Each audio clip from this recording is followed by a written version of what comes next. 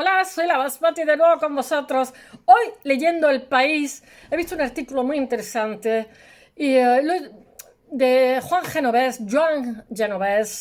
que es valencià. Nació al lado del Mestalla, del estadio de fútbol, y él podía ver el estadio, podía ver los partidos, la gente que corría, que entraba, que salía, etcétera. Él creció allí. Bueno, pues su hijo ha venido a decir que tiene tres hijos, que los tres son artistas, que su padre murió en 2020 y que porque su padre es algo más que El Abrazo, un cuadro que se hizo en 1976 en plena transición y que se ve a la gente abrazándose feliz y que está ahora mismo en el Congreso de los Diputados, que se llegó a hacer 500 reproducciones y que todo el mundo tenía en su casa, toda la gente que era progresista tenía una lámina con el abrazo de Juan Genovés. Bueno, pues Juan Genovés, el hijo, viene a reclamar que por qué, que su padre es un artista, que no se le ha hecho una retrospectiva al Reina Sofía y, en fin, que no ha sido reconocido como tal. El director de Reina Sofía, que ahora mismo seguramente va a ser está suspendido y va a ser cambiado, ha tenido una buena gestión durante 15 años, pero obviamente tiene su gusto. Él dice, todos los pintores y todos los artistas que hay en el Reina Sofía no le hemos hecho una retrospectiva para gustos colores. El caso es que los museos tienen que cambiar de director porque también esclerotizan. A mí sí que me parece que es un artista excepcional y, como dice el hijo, es algo más que el abrazo. ¿Qué puedo deciros? Pues que en el año 64 él dice que era un desgraciado muerto de hambre, un artista muerto de hambre con tres niños en el mundo y bueno, que difícilmente llegaba a final de mes, y entonces fue, junto con 25 artistas más, a la Bienal de Venecia, que os he hablado montones de veces, que es un lugar, es como una especie de exposición mundial, donde cada país manda lo más granado. Este señor es del Partido Comunista, y claro, estábamos en pleno franquismo en el año 64, y le preguntaron, ¿y cómo sus compañeros representaron que eran comunistas, representaban a una dictadura? Decía, porque eran muy listos y se lavaban la cara con los artistas modernos que había en el país. Entonces ellos hacían un favor, el régimen se hacía un favor y ellos también se hacían el suyo. El caso es que la Marlboro, John Lloyd, no, Frank Lloyd, es que me recuerda al arquitecto Frank Lloyd Wright. Bueno, Frank Lloyd, que era copropietario de la Marlboro, vio el cuadro que él representó y era gente corriendo, era mucho desde arriba, estaban todos corriendo como locos, como locos. Y, y entonces, pues, habló con él y le dijo, ¿usted quiere formar parte de la Marlboro? Y él dijo, of course. Él, a partir de entonces, se relacionó, dice, pasé de ser un desgraciado a poder vivir bien, y me relacionaba con Francis Bacon, con Duchamp, con Rothko, y de todos ellos cuenta cosas. Él es muy gracioso, una persona encantadora. Dice que Duchamp amaba más la pintura de lo que la gente cree, que era una persona encantadora, y a nuestro Joan Genovés le gustaba también muchísimo ¿cómo se llama? El ajedrez, y los dos discutían de ajedrez. Duchamp sabe perfectamente catalán porque era amigo de Dalí, aparte el catalán es más cercano al francés, son lenguas romances, y bueno, y hablaban en catalán porque nuestro Jean es valencià. Y dice que con Rothko comió varias veces y tal, comió y cenó, pero que Rothko en la época que él lo conoció estaba ya con una depresión que ya no salía de ahí. Dice, de hecho, 2 años después se suicidó. De Francis Bacon dice que expuso por primera vez en el museo hoy con la Marlborough, expuso en Inglaterra, y el cuadro más caro se lo compró Bacon y lo conoció, eran compañeros de galería, por decirlo de alguna forma. Él también, él era generoso, nuestro Joan Genovés o Genovés era generoso con sus compañeros, porque también facilitó que otros entraran a la Marlborough, como Antonio López, etcétera.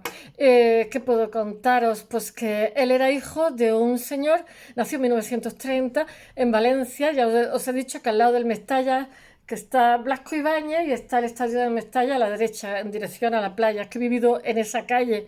Y dice que era de familia muy modesta, que su padre se dedicaba a pintar muebles, y entonces desde pequeñito, a decorar muebles, desde pequeñito se familiarizó muchísimo con los barnices. Los barnices son es todo un mundo. Incluso para la gente del arte es desconocido, porque si quiere matizar, enfatizar colores, en fin, hay barnices para todos los tipos, y son protectores, también con el tiempo se degradan. Son casi todos casi todos, no todos, son derivados de aceite de fruta, barniz de, no sé, yo conozco poco, a lo mejor 20 tipos de barnices. Normalmente la gente cuando hace un cuadro, sobre todo los cuadros al óleo, para avivarle los colores, le pone un barniz, el primero que pilla. Y bueno, algunas veces, como pasa con las restauraciones, mira el cuadro y no puedes leer el cuadro porque es como una especie de espejo que te está reflejando en todas las luces y tienes que verlo por varios ángulos para poder medio verlo. Y bueno, el caso de la restauración tiene su razón de ser, pero en el caso de los matices de los barnices, de los cuadros que pinta la gente por hobby, pues no sé hasta qué punto son barnices tan cristalinos, todo lo contrario, yo siempre, el barniz te aviva el color del óleo y sobre todo si son colores tierra y tal, pero casi que es preferible un matiz, o sea, un barniz que no refulja tanto, no brille tanto, porque a mí me parecen como ordinariotes. En fin, para gustos colores, ya lo digo. Bueno, ¿qué puedo contaros más? Pues que él se familiarizó con todo este mundo y él, a partir de 1964 estuvo en la Marlboro, el momento de morir le faltaban pocos días para cumplir 90 años, tuvo una vida bastante plena, él era comunista, él estuvo de pequeñito, cuando acabó la guerra los niños morían de tuberculosis porque no había un bloqueo económico por parte de Estados Unidos porque se nos consideraba un país fascista por la dictadura que tenemos y por las matanzas que había de civiles, había falta de galería, o sea, falta de garantías legales, los juicios sumarísimos, etcétera, etcétera, fusilamientos, en fin, hubo más muertes en la posguerra que en la misma guerra. Entonces, Estados Unidos todo eso lo vio muy mal y la ONU, y entonces se nos hizo un bloqueo económico que ya fue para rematar, porque lo que lo sufrió fue la población civil, porque aquellos, digamos, los que querían acosar, pues comían tranquilamente todos los días, entonces murieron, no se sabe bien, pero del orden entre 125.000 y 300.000 personas, la mayoría niños y ancianos. Y entonces él era un niño modesto que comer, pues como que no lo practicaba mucho todos los días. Y entonces pensó su padre mandarlo a Rusia porque lo admitían, no tenían que hacer ningún tipo de, no tenía ninguna dificultad y allí iban a estudiar, ir al colegio, luego a la universidad, etcétera. Y lo tenían todo preparado y todo listo. Él a lo mejor tenía 10 años, 9 años. Y cuando lo fueron a hacer, eso lo cuenta él, lo estuve viendo en un documental sobre su persona cuando murió. Y dice que cuando lo fueron a mandar, su madre le dijo: Oye, mira, yo, aunque seamos pobres, prefiero tenerte cerca, que a lo mejor puede que tengas carrera, puede que vayas al colegio o no vayas, pero yo, eres nuestro hijo, yo te quiero. Dice él: Ay, qué acertado que estuve. Dice: Yo si me hubieran mandado, pues yo, vale, yo de acuerdo con todo el mundo. Dice, pero la verdad es que preferí quedarme. Entonces así fueron pasando las cosas. Fue un buen hijo, un buen marido, un buen padre y un buen abuelo. Su familia lo adoraba. Él dice que su hijo le robaba obra, muerto de risa, pero no es que le robaban, es que él le había dicho, dice, mi galería me va a matar cuando lea esto, que era la Marlboro. Les tenía dicho a mi familia que cuando alguna pieza les gustara, que no tenían que decir nada, simplemente tenían que llevársela y ya era suya. Entonces se han hecho exposiciones donde la familia ha contribuido con piezas de su padre a, digamos, a reconstruir lo que es esta persona. En esta exposición, no lo sé, yo conozco bastante a este señor como artista, he visto muchísimas piezas suyas. El Iván de Valencia está viviendo allí muchos años y no sé, es una persona de una grandísima, era una persona de una grandísima sencillez. Además creó, no sé cómo se llama, una sociedad para, es como la SGAE, digamos, proteger los derechos de autor, etcétera, para los compañeros. O sea, siempre que pudo, ayudó a compañeros. Él, os digo que vivía en Aravaca, tenía una especie de, en Madrid, durante bastante tiempo estuve viviendo en Valencia, tenía una casa donde estaba la casa taller, se levantaba a las 4 de la mañana, y yo digo, ay madre mía, como un monje del medievo, a las 4 de la mañana. Y se ponía a trabajar como un loco, era muy disciplinado. A mediodía comía y se pegaba una siestita. Siempre gozó de buena salud y no sé, este señor, si hay cielo, seguro que está allí. Era un ser humano excepcional y un artista bastante bueno. No sé si os he dicho que cuando lo eligen para estar dentro de la Marlboro, lo eligieron entre 25, pues lo eligieron porque su figura estaban vistas desde arriba y corrían, todas corrían con muchísima intensidad. Y bueno, era como que él, como se sentía en la dictadura aquí en España. Después, fue tiempo comunista, en un momento determinado lo invitaron a un congreso de la paz, no me acuerdo en qué año, pero a lo mejor en los 50, los 60, una cosa así, yo creo que en los 50. Entonces dice que venían gente de todos los países y los pusieron todos juntos y había una línea y todos eran soldados con metralletas y dice, nosotros estábamos desarmados, éramos artistas la mayoría y tal.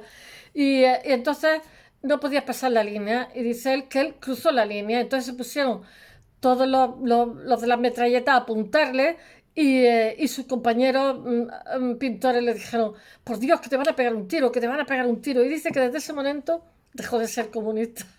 No dejó de ser solidario.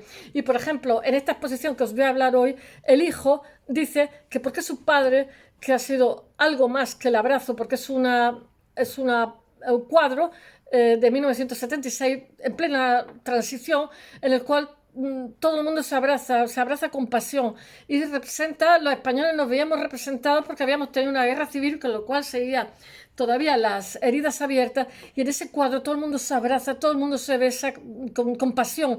Y ese cuadro está ahora mismo, pertenece al Reina Sofía, está en préstamo en el legislativo, en el Congreso de los Diputados, porque representa muchísimo ese afán de concordia que había. Él dice que en esta época la gente contaba chistes y se reía.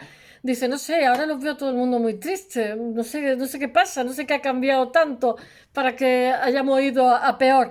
Y el hijo lo que está diciendo es que el Reina Sofía nunca le ha hecho una retrospectiva, o sea, que le están haciendo una retrospectiva en Fundación Bancaja o Bankia, y sin embargo Reina Sofía, entonces el director saliente del Reina Sofía, Borja Villel, que también es valenciano, que es de Castellón, ha dicho que él no le puede hacer una retrospectiva a todos los artistas que tienen en el museo. Eso no es cierto, es bueno. Él lleva 15 años, es un buen gestor. Es bueno que los directores cambien porque esclerotiza. Los museos están sometidos al gusto del director de cada momento. Entonces es bueno cambiarlo para que también los gustos y los criterios cambien y, no sé, aquello reviva. Por eso siempre son buenos los cambios. ¿Qué más? Bueno, voy a ver si os hablo de este señor, de esta exposición que está ahora mismo en Valencia, en la Fundación Bancaja, me imagino que está cerca del Corte Inglés. Había un edificio espectacular que compraron un palacete y yo he ido allí a sus exposiciones y estar allí es una exposición inmensa. Os voy a leer cosas de él. Dice, no se enseña a mirar porque se quiere que la gente aprenda a pensar. Consideran que cultura es un objeto decorativo, de lujo, cuando es algo tan necesario como el comer. Nadie hace nada. Hay montones de edificios públicos abandonados que podrían ser usados por los artistas, porque la mayor parte de ellos no tienen ni dónde desarrollar ni dónde hacer su obra. Mi hijo, el fotógrafo Pablo Genovés, decía hace poco que España necesita un plan Marshall para la cultura. Dice, estoy totalmente de acuerdo. Bueno, su salto al ámbito internacional, como os he contado, es en el año 1964, cuando va a la Bienal de Venecia y entonces de esos 25 artistas que están ahí, la Marlborough lo elige a él, la obra que tenía. Él dice que no se acuerda cuál era, pero que hacía todo el mundo corriendo. Dice, sería alguna. Dice, nos sentíamos como inseguros, atrapados en un mundo que todo eran límites, todo eran cortapisas, todo eran palizas en las comisarías y tal. Y dice que tenía una sensación que tenía que correr, que esconderse, etcétera. Bueno, y él dice que a partir de ese contrato empezó a vivir, su familia empezó a vivir también. Gracias al contrato que suscribe la Galería Marlborough, la misma firma que lo va a llevar hasta los 90 años cuando él muere y lo va a representar a lo largo de su vida. Dice, yo era un muerto de hambre sin galerista. Dice que, por ejemplo, las galerías que había en España, Juana Mordó y todo esto, pues que le daban un poquitillo de dinero y si le decía que necesitaba dinero porque tenía 3 hijos, pues le decía que era un malgastoso, que no sé qué. Dice, era todo muy agobiante. Hasta que no llegué a formar parte de esta galería, no empecé a sentirme relajado y a no pensar que no llegaba a los finales de mes. Bueno, estos todos os he puesto como 10 links y muchas entrevistas en el blog para quien quiera leer más sobre este artista que merece la pena. Y eso, estoy contando cosas que aparecen en la entrevista. Dice, porque claro, el que lo contrata es Frank Lloyd, que era copropietario de la Marlborough, y allí estaba, le preguntó en la Bienal de Venecia si quería trabajar con ellos. Y le dijo que llevaba, yes, of course, llevaba a Lucian Freud, a Francis Bacon, que era, bueno, dice, ahora es una galería muy importante, entonces era la mejor del mundo. Dice, yo casi me desmayo cuando me contrataron. Y dice, de ser un artista entregado a la resistencia y reflejar calamidades de un tiempo dominado por el miedo al encarcelamiento y las exposiciones clausuradas, pasó a relacionarse con Marcel Duchamp, que decía que le gustaba muchísimo la pintura, a Francis Bacon, que le compró obra, a Mark Rothko, etc. Siempre solidario con sus compañeros, no desaprovechó las numerosos colegas españoles que pasaron a formar parte de la cartera de la Marlborough. Él aconsejó en esta etapa él aconsejó para que otros entraran. En esta etapa de reconocimiento, dice que cuando exponía en Estados Unidos, en Inglaterra, se sentía como representante de una república bananera, tercermundista, pero dice que ya cuando empezaron a ver, estamos hablando de los años 60, cuando empezaba a ver más compañeros artistas españoles que exponían con él, pues empezó a sentirse mejor, porque estaba en compañía, no estaban solos, etc.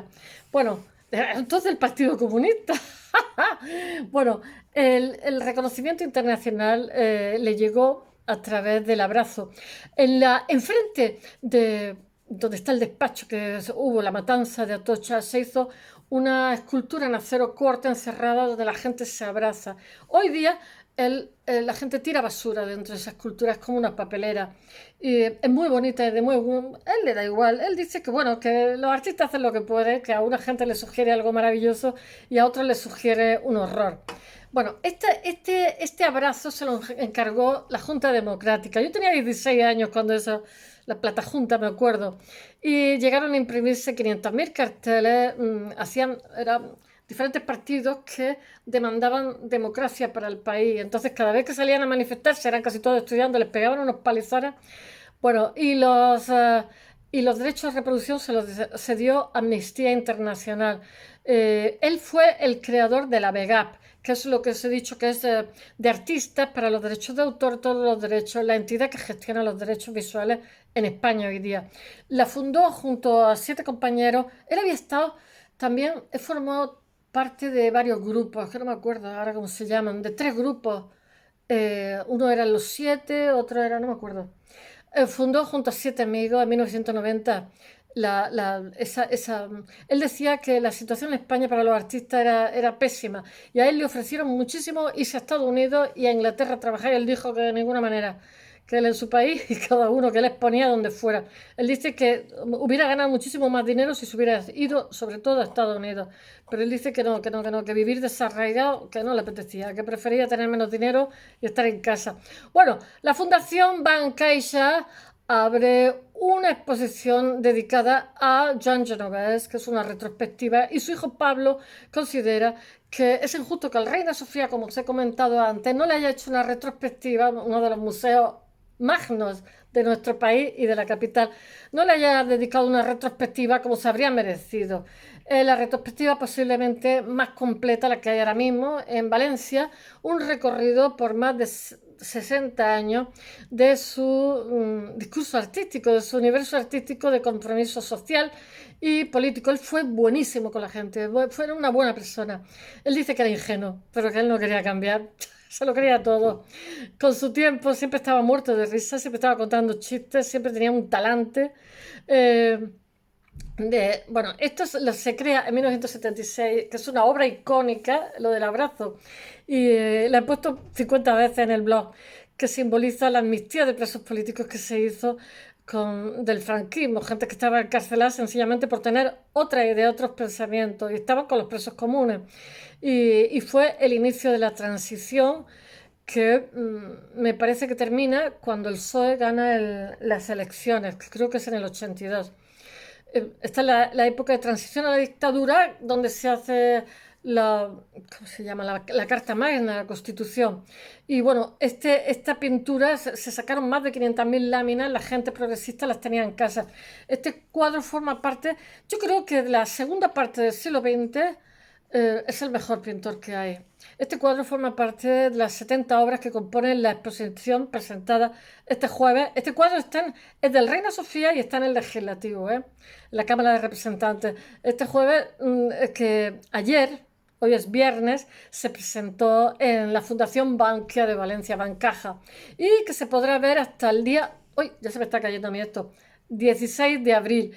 El título de la muestra es Joan Genovés y es una exposición del propio artista ante la frustración por haber perdido su nombre en valenciano porque estaba prohibido hablar valencià o catalán, o sea, o cualquier otro idioma.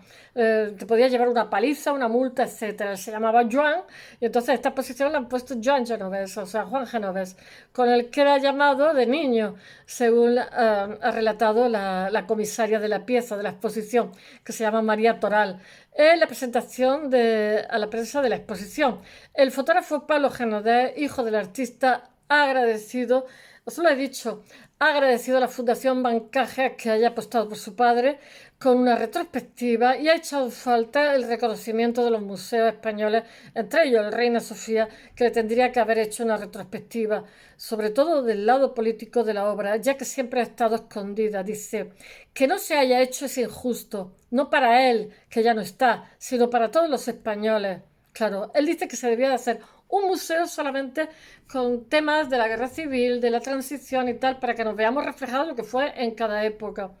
Eh, Dice, esto, Fuente Nacional de la Reina Sofía, que dirige Manuel Borja Villel, que es valencià también, ha señalado al país que no se puede hacer retrospectiva de todos los artistas representados. Bah, ¿qué va a decir? Y ha recordado que se han expuesto obras del artista como El abrazo y que pertenece a los fondos del museo y que ahora mismo está en el legislativo. Pablo Genovés ha reivindicado además un museo de la guerra de transición, como os he dicho, a partir de una labor científica que refleje todas las partes y sane la herida a su juicio y suponga un verdadero abrazo entre diferentes generaciones por parte de nuestra historia. Bueno, el abrazo pasó muchos años en los almacenes del Reina Sofía, creo que 12 años, hasta que en 2015 se prestó al legislativo. Es lo que quería el autor, ¿eh?